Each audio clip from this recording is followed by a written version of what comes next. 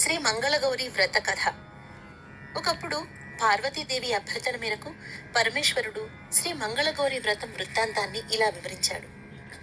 పూర్వం కుండినపురం అనే నగరంలో ధర్మతత్పరుడైన ధర్మపాలుడు అనే వైశ్యుడు ఉండేవాడు. అతడి ధర్మపత్ని మహాపతివ్రత, భర్తకి తగిన ఇల్లాలు. దాన ధర్మాచరణలో ఆ దంపతులు ఆ నగరమందు పేరు ప్రఖ్యాతులు గడించారు. వారింట ధనధాన్యాలకు సిరి సంపదలకు లోటు లేదు. అయితే వారికి సంతానం మాత్రం కలుగలేదు.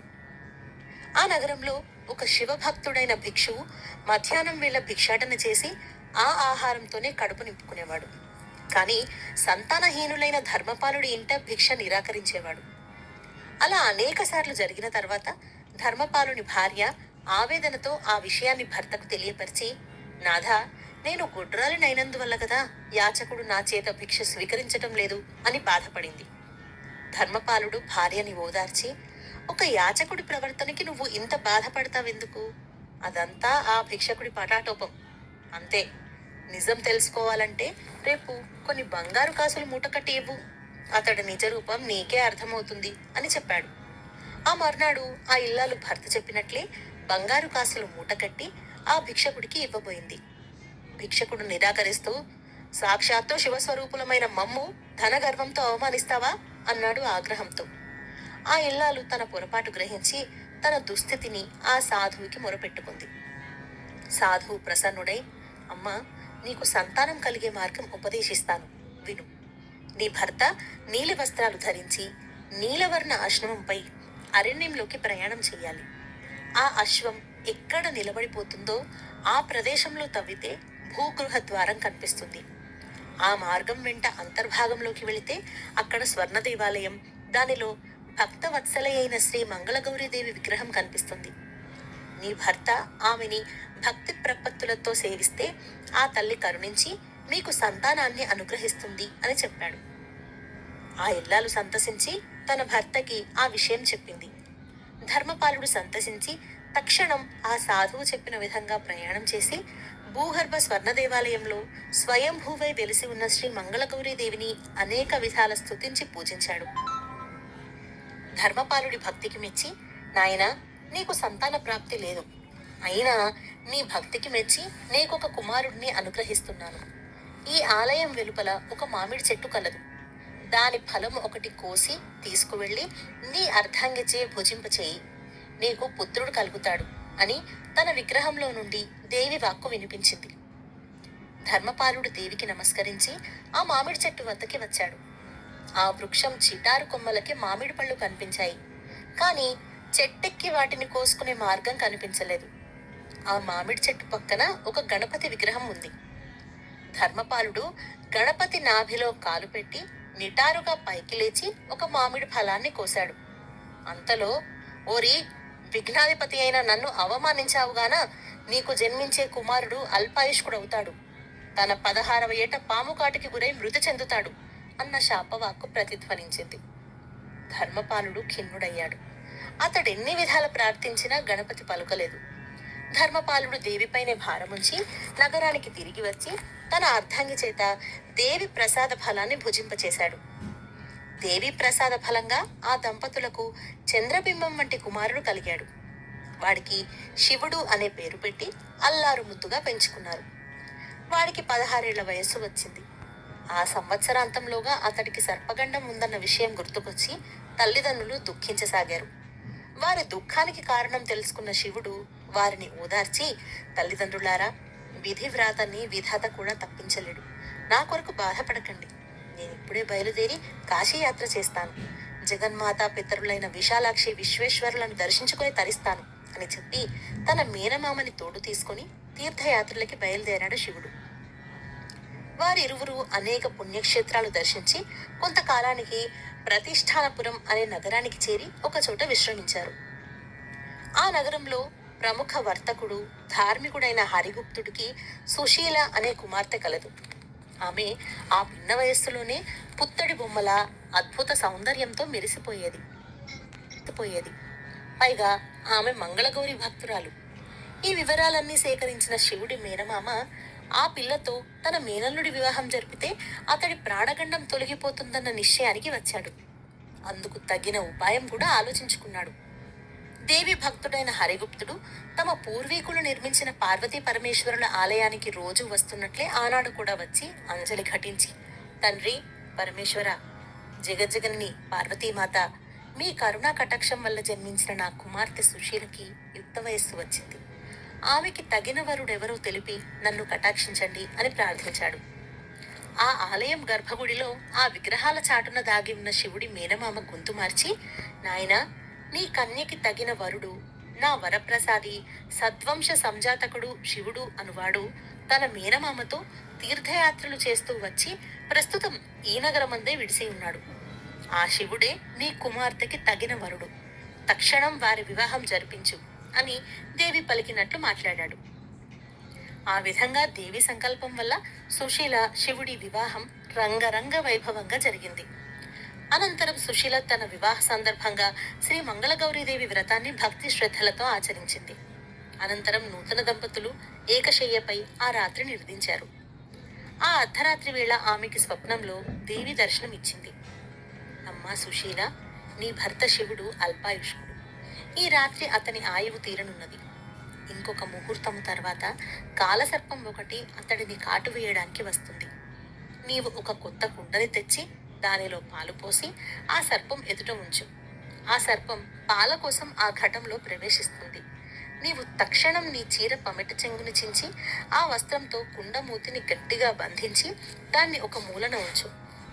రేపు ఉదయం శుచివై నన్ను యథావిధిగా పూజించి ఆ ఘటమును మహాపతివ్రత నా భక్తురాలు అయిన నీ తల్లికి వాయనమివ్వు. అంతటితో నీ పతికి ప్రాణగండం తొలగిపోతుంది అని ఆనతిచ్చి అదృశ్యమైంది దేవి. సుశీల ఉలిక్కిపడి మేల్కొంది. అప్పుడే కృష్ణ సర్పం ఒకటి బయట నుంచి నెమ్మదిగా ఆ మందిరంలోకి ప్రవేశించడం చూసి తక్షణం దేవి చెప్పినట్లు ఒక ఘటంలో పాలు పోసి ఆ సర్పం ఎదురుగా ఉంచింది.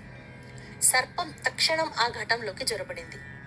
సుశీల వెంటనే తన చీర చెంగుని చించి ఆ ఘటాన్ని ఆ వస్త్రంతో గట్టిగా బంధించి దాన్ని ఒక మూలన దాచి వచ్చి నిశ్చింతగా నిద్రపోయింది. ఇది జరిగిన కొంతసేపటికి శివుడు మేలుకొని తన దుస్థితి వల్ల తన భార్య బాధపడకూడదని భావించి తన వ్రేలి ఉంగరాన్ని గుర్తుగా ఆమె పడకపై ఉంచి గుట్టు చప్పుడు కాకుండా మేనమామతో కలిసి ప్రయాణాన్ని కొనసాగించాడు.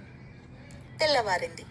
తన భర్త అదృశ్యమయ్యాడన్న విషయం తెలుసుకున్న సుశీల ఏమాత్రం కలత చెందకుండా దేవి ఆదేశించిన ప్రకారంగా శ్రీ మంగళగౌరీదేవి వ్రతం చేసి ఆ ఘటాన్ని తల్లికి వాయనం ఇచ్చింది. అనంతరం తల్లిదండ్రులకి జరిగిన విషయం వివరించి ఆ నగరంలోనే ఒక అన్నసత్రం నిర్మించి తానే స్వయంగా నిర్వహిస్తూ అతిథి అభ్యాగతులను సేవిస్తూ తన భర్త రాక కోసం ఎదురు చూడసాగింది సుశీల.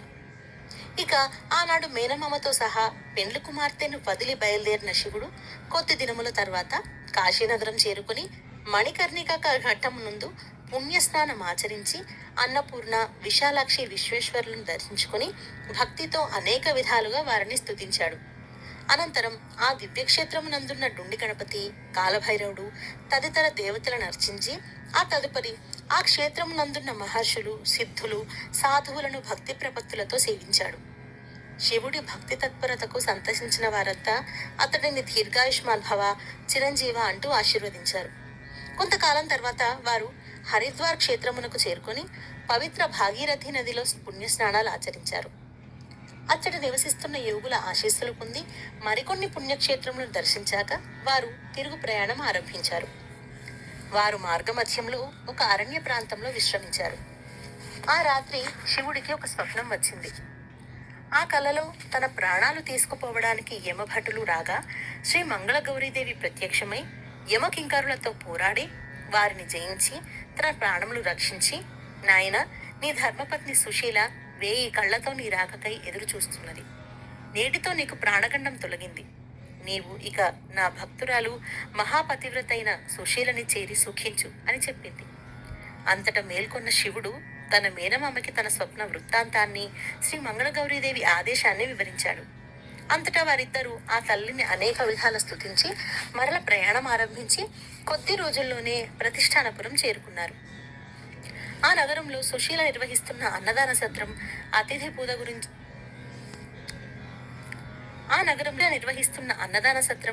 అతిథి పూజ గురించి విన్న వారు అక్కడికి చేరుకోగా శ్రీ మంగళగౌరీదేవి కటాక్షం చేత సుశీల తన భర్తని చూడగానే గుర్తించింది. అంతేగాక ఆనాడు అతడు జార విడిచిన అంగుళీయకాన్ని గుర్తుగా చూపింది. అంతటా అత్తమామలు కూడా సంతోషంతో అల్లుడిని, అతడి మేనమామని అత్యంత ఆదరంతో గౌరవించి పరిపరి విధాల సత్కరించారు. వారు అక్కడ కొంతకాలం సుఖంగా కాలం గడిపిన అనంతరం సుశీలతో సహా తమ ఊరికి ప్రయాణమయ్యారు. అల్పాయుష్కుడైన తన కుమారుడు పూర్ణాయుష్కుడై కోడలితో తిరిగి వచ్చినందుకు ధర్మపాల దంపతులు సంతసించి, అమ్మాయి, నీ వలన మా కుమారుడు దీర్ఘాయుష్మంతుడయ్యాడు అని ప్రశంసించారు. సుశీల మందహాసం చేసి, ఇదంతా శ్రీ మంగళగౌరీదేవి అనుగ్రహం. ఆ తల్లిని పూజించిన వారికి వైధవ్య దుర్యోగం సంక్రమించదు అని వివరించింది. అనంతరం సుశీల తన అత్తగారితో సహా ప్రతి సంవత్సరం శ్రావణ మాసంలో వచ్చే మంగళవారాల్లో శ్రీ మంగళగౌరీదేవి వ్రతాన్ని నియమ నిష్ఠలతో భక్తి శ్రద్ధలతో ఆచరించి ఇహపర సౌభాగ్యాలు పొంది తరించింది.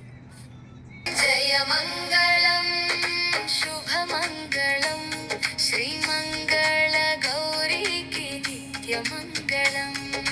జయ మంగళం శుభమంగళం జగదంబ గౌరీకి దివ్యమంగళం. మంగళ రూపిణి మంగళదాయిని మహేశుని రాణి మంగళ గౌరీ.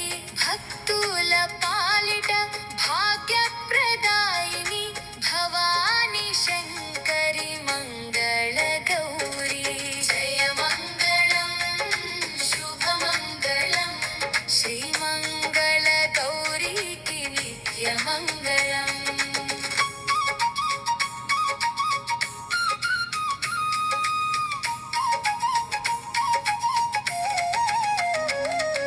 శ్రావణ మాసపు మంగళవారము శుభములు పూసే పుణ్యదినము.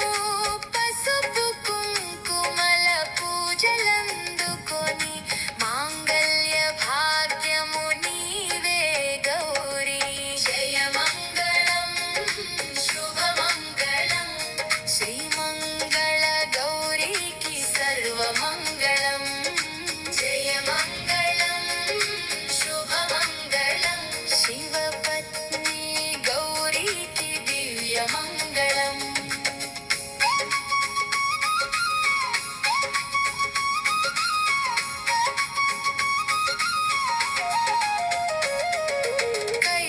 కైలాసవాసిని కాత్యాయని కరుణాసాగరి కళ్యాణి శంకర సగభాగ శోభిత రూపిణి శాంభవి శర్వాణి సర్వాణి.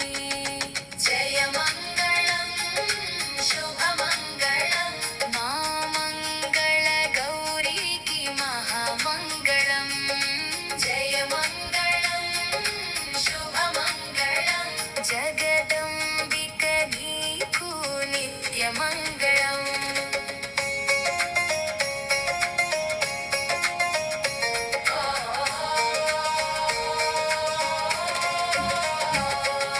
గాజుల సవ్వడి గలగలలాడగా గౌరీని నామము మారుం రోగగా.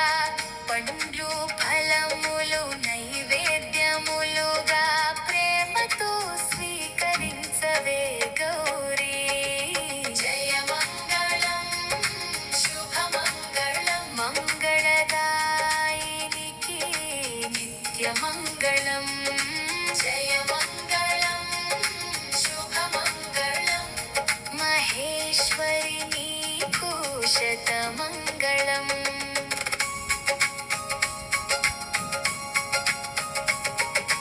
సౌభాగ్యమిచ్చే సువాసిని గౌరీ సంతానమిచ్చే సర్వేశ్వరి.